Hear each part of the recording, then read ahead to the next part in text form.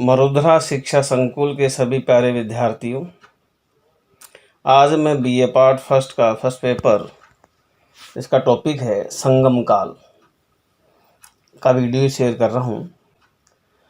विद्यार्थियों, दक्षिण भारत में यानी कृष्णा एवं तुंगभद्रा नदी के दक्षिण में जो स्थित क्षेत्र है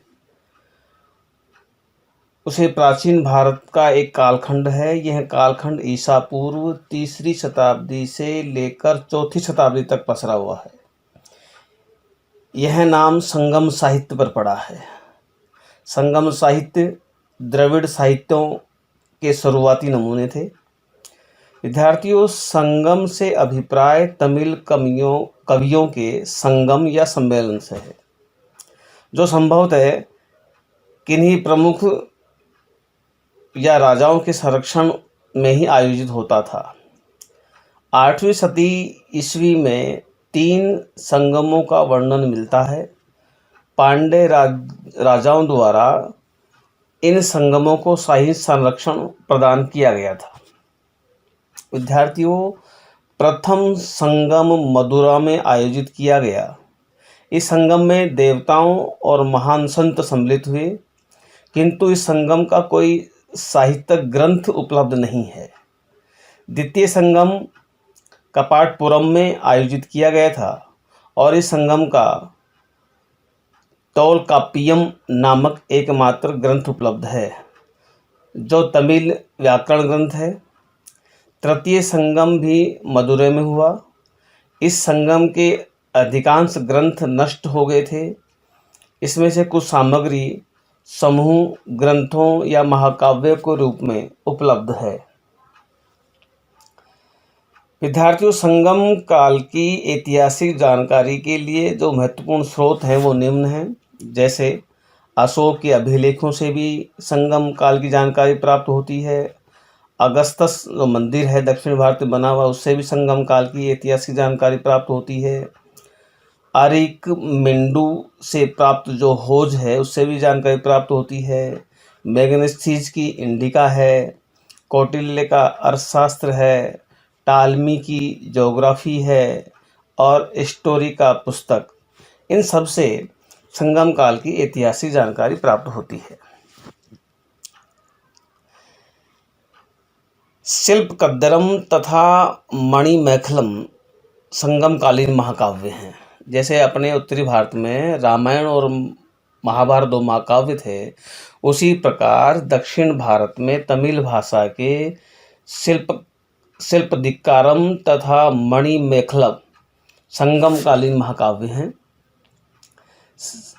शिल्पदिक्कारम नामक कावलन माधवी नामक गणिका पर अपना सारा धन गवा कर अपनी पत्नी टंकी के पास आता है। कोलवन व कगणीश मदुरा के लिए रवाना होते हैं।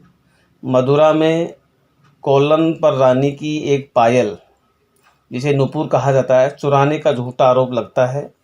वह राजा कोवलन को जल्दबाजी में मृत्युदंड देता है।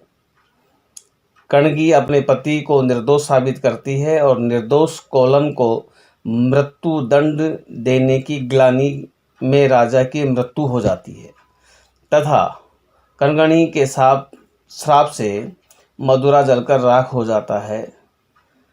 शिल्पपादिकम का लेखक जैन है। संगम काल का जो राजनीतिक साहित्य है, राजनीतिक जीवन है, वो है संगम काल का प्रशासन राजतंत्रात्मक था।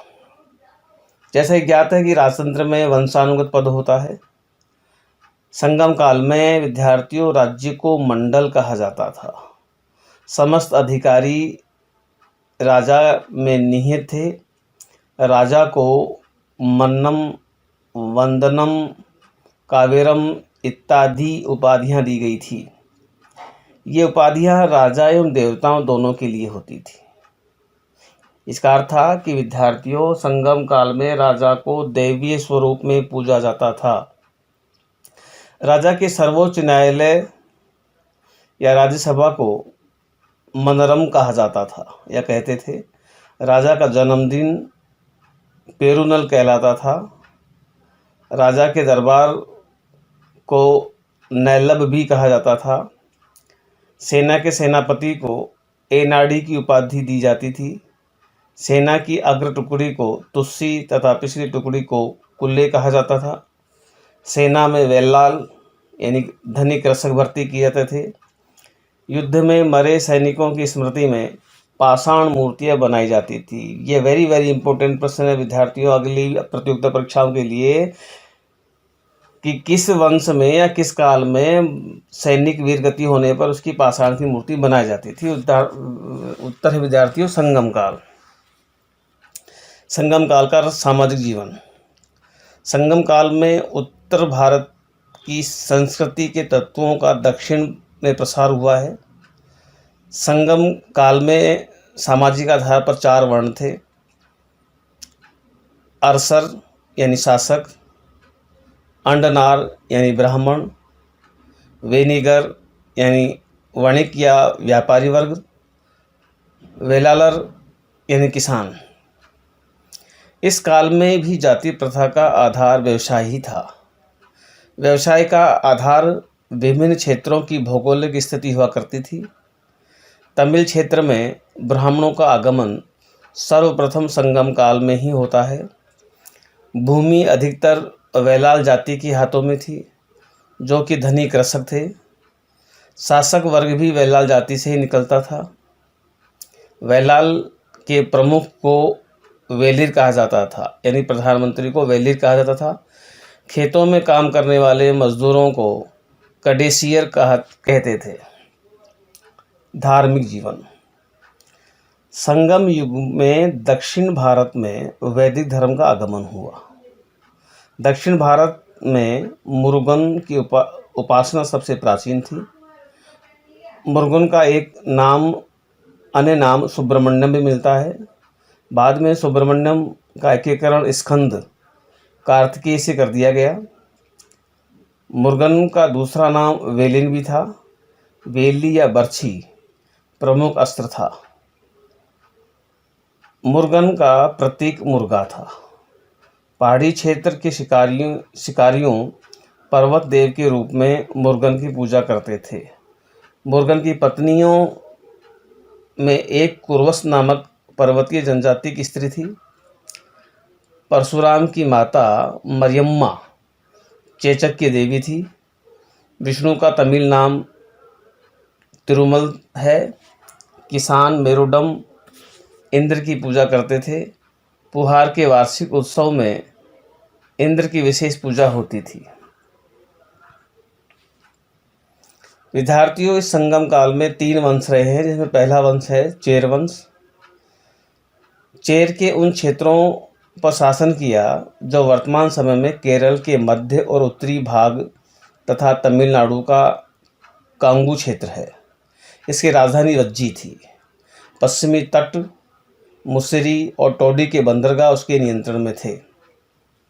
विद्यार्थियों चेर वंश का प्रतीक चिन्ह धनुष बाण था। ईसा की पहली शताब्दी के पगलूर शिलालेख से शेर शासकों की 3 पीढ़ियों की जानकारी मिलती है। चेर राजा रोमन साम्राज्य के साथ व्यापार से लाभ प्राप्त करते थे। कहा जाता है कि उन्होंने आगस्टन का एक मंदिर भी बनवाया। चेरों के सबसे महान राजा सेनगुट्टवन थे, जिन्हें लाल चेर या अच्छे चेर भी कहा जाता था। यानी सेनगुट्टम के 2 नाम और हैं, इनकी उपाधि हैं, जिसे लाल चेर और अच्छे चेर कहा गया है। अगला वंश विद्यार्थियों चोल वंश। चोल वंश के नियंत्रण में वह क्षेत्र था जो वर्तमान का तमिलनाडु का मध्य और उत्तरी भाग है। उसके शासनकाल का मुख्य क्षेत्र कावेरी डेल्टा था, जिसे बाद में चोल मंडलम के नाम से जाना जाता था। चोलों की राजधानी उरियूर यानी तिरुचिरापल्ली के पास थी। बाद में करिकाल ने कावेरीपट्टम या पुहार नामक नगर की स्थापना की और उसे अपनी नई राजधानी बनाया था। विद्यार्थियों चोल वंश का प्रतीक चिन्ह बाघ है। चोलों के पास एक कुशल नौसेना थी। ये भारत का पहला वंश था जिसके पास एक शक्तिशाली जहाजी बेड़ा था। अगला वंश है विद्यार्थियों पांड्य वंश। पांड्यों ने मदुरा में शासन किया। उनका राज्य भारतीय प्रायद्वीप के सुदूर दक्षिण और दक्षिण पूर्वी भाग में था। कौरकई इनकी प्राचीन राजधानी थी, जो बंगाल की खाड़ी के साथ थम्परपराणी के संगम के पास स्थित थी। पांड्य वंश का प्रतीक चिन्ह मछली था। पांड्यों का पहला उल्लेख मैग्नेसिस ने किया है, यानी इंडिका से प्राप्त हुए। उसने इस राज्य को मोतियों के लिए प्रसिद्ध बताया था। समाज में विधवाओं के साथ बुरा व्यवहार होता था। इस राज्य में ब्राह्मणों का काफ़ी प्रभाव था तथा ईसा की शुरुआती शताब्दी में पांड्य राजा वैदिक यज्ञ करते थे। कलभ्रश नामक जनजाति के आक्रमण के साथ उनकी शक्ति समाप्त हुई या क्षय हो गई थी। संगम युग का अंत विद्यार्थियों तीसरी शताब्दी के अंत तक संगमकालीन व्यवस्था धीरे धीरे पतन की ओर अग्रसर होती गई। 300 ईस्वी पूर्व से 600 ईस्वी के बीच कालभ्रम ने तमिल देश पर कब्जा कर लिया था। इस अवधि को पहले के इतिहासकारों ने अंतरिम युग या अंधकार युग कहा है।